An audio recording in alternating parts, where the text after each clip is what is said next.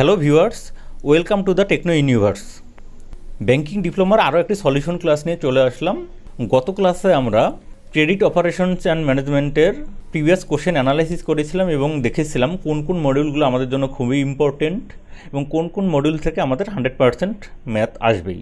যারা এখনও ক্লাসটি দেখেননি তারা ডেসক্রিপশনে এবং কমেন্ট বক্সে পিন করে দেওয়া আছে, ক্লাসটি দেখে নেবেন। আজকের ক্লাসে আমরা 96তম ব্যাংকিং ডিপ্লোমাতে আসা ক্রেডিট অপারেশনস অ্যান্ড ম্যানেজমেন্টের একটি ম্যাথমেটিক্যাল প্রবলেম সলভ করব। তো আসুন শুরু করি। আসুন দেখি কোশ্চেনে আমাদের কী কী বিবরণ দেওয়া ছিল এবং আমাদেরকে কী কী বের করতে বলা হয়েছে। দেখেন এখানে কি বলা হয়েছে, XYZ company provides the following particulars. এখানে কিছু বর্ণনা দেওয়া আছে, দেখেন পার্টিকুলার্স অ্যামাউন্ট পার ইউনিট টাকা, অর্থাৎ প্রতি ইউনিট প্রোডাক্ট উৎপন্ন করতে XYZ কোম্পানির যে খরচ সেটার একটা বিবরণ দেওয়া আছে। এখানে দেখেন কি বলা হয়েছে, র মেটেরিয়ালস 80 টাকা, অর্থাৎ প্রতি ইউনিট প্রোডাক্ট উৎপন্ন করতে XYZ কোম্পানির র মেটেরিয়ালস লাগে 80 টাকার। তারপরে দেখেন কি বলা হয়েছে, ডিরেক্ট লেবার লাগে 30 টাকার, ওভারহেড যে এক্সপেন্স আছে সেটা লাগে 60 টাকার। অর্থাৎ প্রতি ইউনিট প্রোডাক্ট উৎপন্ন করতে XYZ কোম্পানির খরচ হয় টোটাল দেখেন কত, 170 টাকা। ঠিক আছে। তারপরে দেখেন কোম্পানিটি যদি 30 টাকা লাভ করতে চায় তাদেরকে তাহলে প্রতি ইউনিট প্রোডাক্ট সেল করতে হবে 200 টাকায়। ঠিক আছে।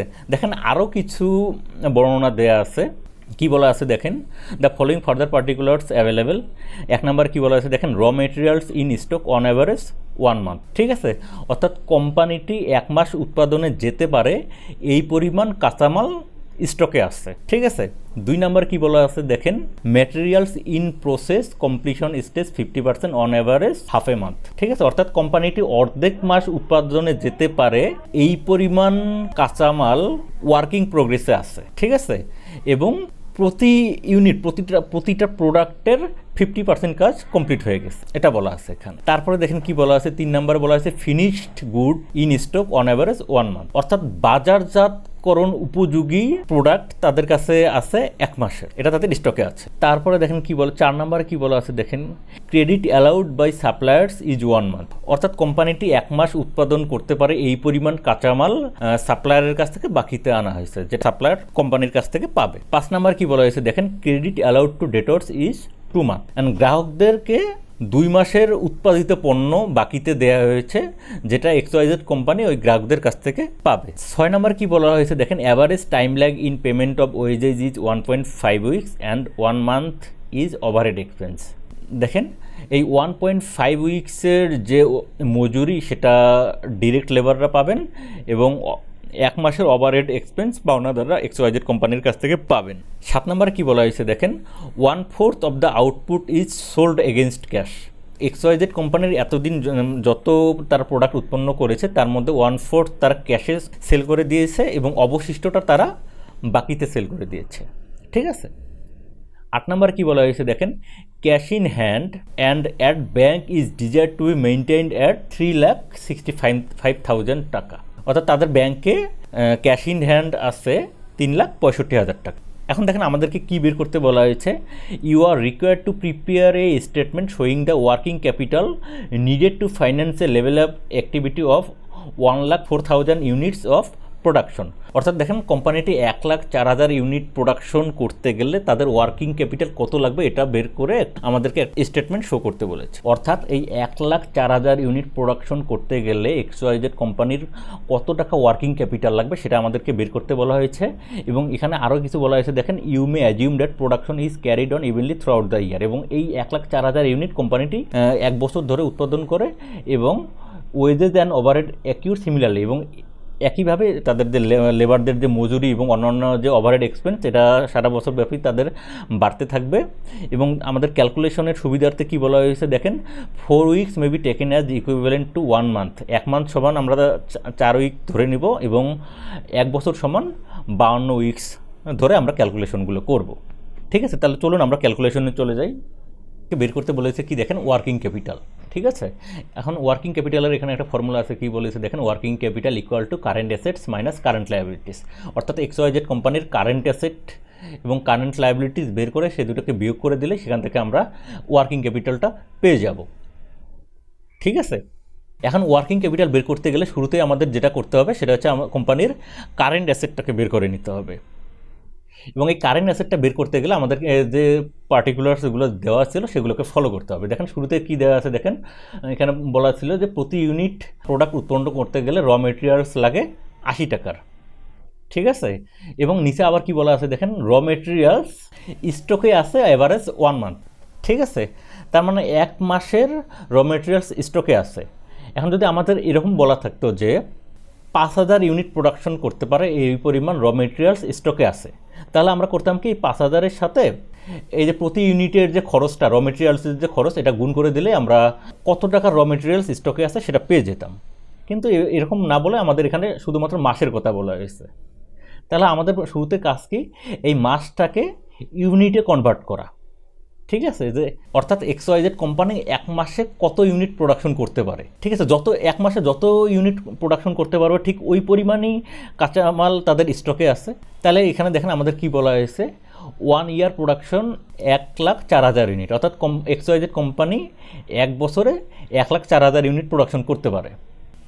আবার কি বলা আছে দেখেন, 1 ইয়ার ইকুয়াল টু 52 উইকস, তাহলে 1 বছর সমান 52 সপ্তাহ।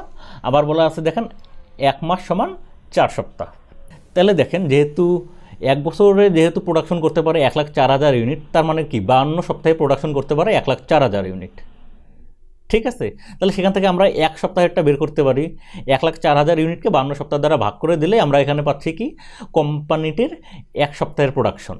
তাহলে দেখেন কোম্পানিটির 1 সপ্তাহের প্রোডাকশন কত, 1,04,000 ইউনিট ডিভাইডেড বাই 52 সপ্তাহ, তাহলে কত আসতে আসতে দেখেন 2000 ইউনিট, ঠিক আছে। তাহলে XYZ কোম্পানি প্রতি সপ্তাহে 2000 ইউনিট প্রোডাকশন করতে পারে। এখন আমরা পার্টিকুলার্সে চলে যাই। দেখেন XYZ কোম্পানির 1 মাসের কাঁচামাল স্টকে আছে, তার মানে 4 সপ্তাহের কাঁচামাল স্টকে আছে। তাহলে দেখেন আমরা এখন কারেন্ট অ্যাসেটটা বের করবো। দেখেন কারেন্ট অ্যাসেট এখানে র মেটেরিয়ালস ইকুয়াল টু 1 সপ্তাহে উৎপাদন করতে পারে কত, 2000 ইউনিট। এখন এখানে যেহেতু আমাদের 1 মাসের কথা বলা হয়েছে, তার মানে 4 সপ্তাহ, তাহলে 2000 ইন্টু 4 অর্থাৎ 8000 ইউনিট কোম্পানিটি প্রতি মাসে উৎপাদন করতে পারে, ঠিক আছে। এখন এই দেখেন প্রতি ইউনিটে র মেটেরিয়ালসে খরচ হয় কত টাকা, 80 টাকা। তার মানে এই 8000-এর সাথে আমরা 80 টাকা গুণ করে দিলেই আমাদের কত টাকার র মেটেরিয়ালস স্টকে আছে সেই পরিমাণটা আমরা পেয়ে যাব। দেখেন 2000 ইন্টু 4 অর্থাৎ 8000 ইন্টু 80, তাহলে কত আসতেছে দেখেন 6,40,000 টাকার যে কাঁচামাল সেটা কোম্পানিটির স্টকে আছে। আমরা এতক্ষণ বের করলাম কোম্পানিটির স্টকে কত টাকার কাঁচামাল আছে। এখন আমরা দেখব যে প্রসেসিংয়ে কোম্পানিটির কত টাকার অ্যাসেট আছে।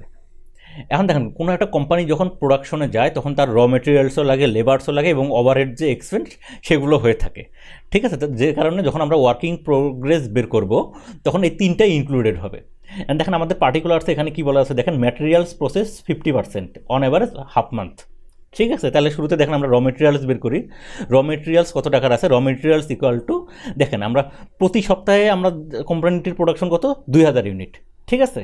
তারপরে দেখেন এখানে হাফ মান্থের কথা বলা আছে, ঠিক আছে। তাহলে হাফ মান্থ সমান আমরা জানি কত 2 সপ্তাহ, তাহলে ইন্টু 2। আর দেখেন প্রতি ইউনিটে কোম্পানিটির খরচ হয় কত, র মেটেরিয়ালস খরচ হয় 80 টাকার, কিন্তু এখানে দেখেন কত প্রতি ইউনিটের কত পার্সেন্ট কমপ্লিট হয়েছে 50%, যে কারণে আমাদের এখানে 80 টাকা খরচ না হয়ে খরচ হবে কত 40 টাকা ইন্টু 40। তাহলে দেখেন ওয়ার্কিং প্রোগ্রেসে র মেটেরিয়ালসের কত টাকা, দেখেন 1,60,000 টাকার র মেটেরিয়ালস আছে। তাহলে দেখেন লেবারের এক্সপেন্স কত, দেখেন 2000 কত ইউনিট প্রতি সপ্তাহে প্রোডাকশন হয়। আর যেহেতু হাফ মাসের কথা বলা হয়েছে তার মানে এখানে কত হবে 2 সপ্তাহ ইন্টু 2 আর ইন্টু আর দেখেন এখানে কত 15 এখানে থেকে আসলো। দেখেন প্রতি ইউনিটে লেবার খরচ হয় 30 টাকা, যেহেতু আমাদের 50% কমপ্লিট হয়েছে তার জন্য এখানে খরচ হবে কত 15 টাকা। তার মানে এখানে গুণ করলে আস্তে আস্তে কত দেখেন 60,000 টাকা। কোম্পানিটির ওয়ার্কিং প্রোগ্রেসে ওভারহেডে কত টাকা এক্সপেন্স হচ্ছে, দেখেন এই 2000 ইউনিট প্রতি ইউনিটের প্রোডাকশন, হাফ মান্থের কথা বলা হয়েছে তার জন্য ইন্টু 2। আর এই 30 কোথা থেকে আসলো দেখেন এই যে ওভারহেড এক্সপেন্স এখানে কত আসে 60 টাকা প্রতি ইউনিটে, যেহেতু আমাদের 50% কমপ্লিট হয়েছে তার জন্য এখানে কত টাকা খরচ হবে 30 টাকা। তাহলে দেখেন 2000 ইন্টু 2 ইন্টু 30, তাহলে ওভারহেড এক্সপেন্স আস্তে আস্তে কত দেখেন 1,20,000 টাকা। তাহলে আমরা দেখেন র মেটেরিয়ালসের টাকার পরিমাণ পেয়ে গেলাম, লেবার্সের যে খরচ লেবার সেটাও পেয়ে গেলাম এবং ওভারহেড যে এক্সপেন্স সেটাও পেয়ে গেলাম। তাহলে দেখেন ওয়ার্কিং প্রোগ্রেসে তাহলে কোম্পানিটির ইনভেস্ট কত দেখেন 1,60,000 যোগ 60,000 যোগ 1,20,000 অর্থাৎ 3,40,000 40,000 টাকা।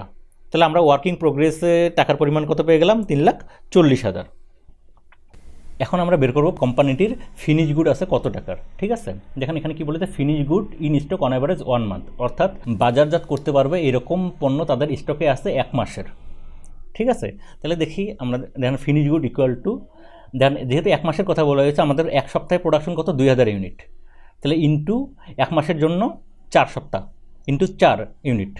ঠিক আছে, এখন দেখেন একটা প্রোডাক্ট যখন কোম্পানিটি বাজারজাতকরণ উপযোগী করতে দেয়, তখন সেটার পিছনে তাদের খরচ র মেটেরিয়ালসে 80 টাকা, ডিরেক্ট লেবারে তাদের খরচ হয় 30 টাকা এবং ওভারহেড এক্সপেন্সে তাদের খরচ হয় 60 টাকা। টোটাল 170 টাকা লাগে তাদের একটা প্রোডাক্ট বাজারজাতকরণ উপযোগী করতে। ঠিক আছে, তাহলে দেখেন ইন্টু 170, তাহলে 3টাকে গুণ করলে আমরা এখানে পাচ্ছি কত? 13,60,000 টাকা। তাহলে কোম্পানিটির ফিনিশ গুড আছে 13,60,000 টাকার। এরপরে দেখেন পরবর্তী যে কোম্পানিটির অ্যাসেট, সেটা হচ্ছে ডেটর্সদের কাছে তারা যে পরিমাণ টাকা পাবে সেটা। ঠিক আছে, তাহলে ডেটর্সদের কাছে কত টাকা পাবে? 2 মাসের উৎপাদিত পণ্যের সমান টাকা তারা ডেটর্সদের কাছ থেকে পাবে। ঠিক আছে, তাহলে দেখেন এখন শুরুতে আমাদের একটা কথা বলা ছিল, দেখেন 1/4 of the output is sold against cash, তার মানে 1/4 তারা ক্যাশে গ্রহণ করেছে, বাকি অবশিষ্ট যে টাকাটা তারা সেটা বাকিতে দিয়েছে, তাহলে সে টাকাটাই তার কোম্পানিটির অ্যাসেট। তাহলে দেখেন 1-1/4 অর্থাৎ 3/4 হচ্ছে কোম্পানিটির ডেটর্সদের কাছ থেকে পাবে। তাহলে দেখেন ডেটর্স ইকুয়াল টু প্রতি সপ্তাহে প্রোডাকশন কত? 2,000 ইউনিট ইন্টু, যেহেতু এখানে 2 মাসের কথা বলা হয়েছে, 8 সপ্তাহ ইন্টু 8, 1/4 যেহেতু তারা ইতিমধ্যে নিয়েছে, তাহলে 3/4 তারা ডেটর্সদের কাছ থেকে পাবে ইন্টু 3/4। আর যেহেতু ফিনিশড গুডস তারা গ্রাহকদেরকে দিয়েছে, সেজন্য এখানে তাদের খরচ হবে কত টাকা? 170 টাকা। এখানে 200 টাকা হবে না, কারণ আমরা বের করতেছি কোম্পানিটির অ্যাসেট কত, অর্থাৎ কোম্পানিটির কত টাকা খরচ হয়েছে ওই প্রোডাক্টগুলো উৎপাদন করতে, কোম্পানিটির কত টাকা খরচ হয়েছে। ঠিক আছে, তাহলে দেখেন 2,000 ইন্টু 8 ইন্টু 3/4 ইন্টু 170, তাহলে এই সব কটাকে গুণ করলে আমরা এখানে কত পাচ্ছি? দেখেন 20,40,000 টাকা। তাহলে দেখেন, তাহলে গ্রাহকদের কাছে কোম্পানিটির পাওনা কত টাকা? 20,40,000 টাকা। এবং দেখেন আরও বলা আছে ক্যাশ ইন হ্যান্ড 3,65,000 টাকা, এটাও কোম্পানিটির অ্যাসেট। কোম্পানিটির যে আমরা এতক্ষণ তাহলে কত টাকার অ্যাসেট পেলাম আমরা, দেখেন 6,40,000 টাকা, এটা আমরা কোম্পানিটির র মেটেরিয়ালস স্টকে ছিল। তাহলে দেখেন তারপরে ওয়ার্কিং প্রোগ্রেসে কোম্পানিটির 3,40,000 টাকার মাল ছিল। তারপরে হচ্ছে 13,60,000 টাকা, এটা কোম্পানিটির ফিনিশড গুডস ছিল। আর 20,40,000 টাকা এটা গ্রাহকদের কাছে পাওনা ছিল, এবং 3,65,000 টাকা এটা কোম্পানিটির ব্যাংকে জমা ছিল। ঠিক আছে, তাহলে টোটাল কোম্পানিটির কারেন্ট অ্যাসেট এখন কত টাকা আছে? দেখেন 47,45,000 টাকা। তাহলে আমরা কোম্পানিটির কারেন্ট অ্যাসেট পেয়ে গেলাম। তাহলে কোম্পানির কারেন্ট অ্যাসেট আমরা পেয়ে গেছি। ঠিক আছে, এখন আমরা কোম্পানির কারেন্ট লায়াবিলিটিস ক্যালকুলেট করব। কোম্পানিটির কারেন্ট লায়াবিলিটিস কী আছে? দেখেন ক্রেডিটর্স, দেখেন 1 মান্থ, অর্থাৎ সাপ্লায়ার্স কোম্পানিকে 1 মাসের যে র মেটেরিয়ালস দিয়েছিল সেই টাকাটা কোম্পানির কাছ থেকে পাবে। অ্যান্ড সেটা আমরা কীভাবে ক্যালকুলেট করবো? দেখেন 1 মাসের র মেটেরিয়ালস কত? 1 সপ্তাহের জন্য লাগে 2,000 ইউনিট। ঠিক আছে, তাহলে 1 মাসের জন্য টোটাল কোম্পানির প্রোডাকশন কত? 4,000 ইউনিট। আর প্রতি ইউনিটের জন্য র মেটেরিয়ালস খরচ হয় কত টাকা? 80 টাকা। তাহলে 80 দ্বারা গুণ করে দিলে আমরা যে ক্রেডিটর্স 1 মাসের র মেটেরিয়ালস বাবদ কোম্পানির কাছে যে টাকাটা পাবে সেটা আমরা পেয়ে যাবো। তাহলে কত পাইলাম আমরা এখানে? দেখেন 6,40,000 টাকা।